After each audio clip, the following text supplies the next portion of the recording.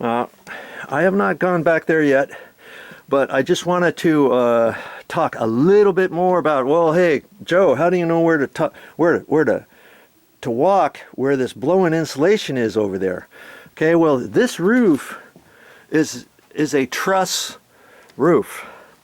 Okay, it's built out of trusses. You can see the 2x4s coming up here and coming back down. They're connected to the roof. See the roof? The trusses are only 2x4s. How on earth can they get by with just a 2x4? Well, that's because this is a truss and it's all connected together. These 2x4s here go down and it V's back up to a smaller area, then it goes back down, it goes over, and all that kind of stuff. So when you see like all this, and it's all gusseted together with these metal straps, see along there, you know those are trusses. See all the metal straps along there? That's just how they kind of connect everything together. Okay, so I know coming straight down from there's another 2x4 that goes across, and they use that for your ceiling joist. So I know there's a 2x4 here on edge, 2x4 here on edge. This one I know it kind of comes up, but then there's another 2x4 from there down on edge, and so I know exactly where those 2x4s are. See, they're gonna look like these 2x4s. See, like that, because it's all part of the roof system. So I still have to be careful, because if I step in between there, that's just a drywall, and then I'm gonna poke a hole through the ceiling, have to patch that, or fall through, or break my ankle, or anything like that. So, and you see how the roof comes down at an angle, and it just happens to be where the exhaust fan is way down there. I have hardly any room to work with, so I've got to first locate where the fan is, then locate where the wire is for where the light switch wall is to go in over there. And in order to do that, I've got to slide some of that insulation around, put some plywood down. That's why I've got my little plywood strips here that I brought from home,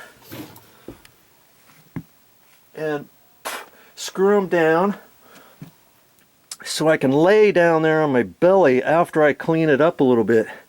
So yes, I got my glasses, my gloves on, my goggles on, and all that. Man, I don't see, the light is so low you can hardly see anything here without the light. And but anyways, that's what I have to do. I got to get back. I got to get all the way back in there and figure this out. I'm not going to have her have to pay somebody else. Somebody had to come out here and fix all this and troubleshoot it and get a new exhaust fan. And you know, you have to remember, you can't just undo the exhaust fan and hook the wiring up and call it good. You've got on the exhaust fan, you've got the exhaust vent that's on there, that's screwed on there, that's duct taped on there, and all that. That's way down there.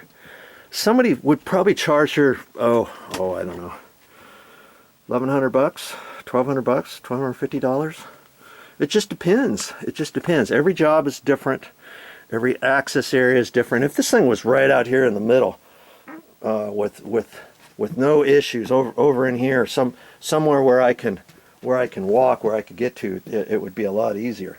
But no, of course, it's got to be over there in the corner. All right, time to get busy.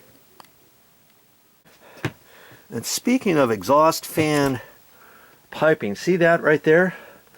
That's what it's probably going to look like. It's aluminum, it's flexible, and it comes like an 8-foot lengths. And that one just happens to go down to the laundry area where I'm at, to an exhaust fan. Okay, if I were to lift that stuff up and all that, you would see it down in there. But that's going to be over there too. So I find that, I know I'm in the right location, right? Right.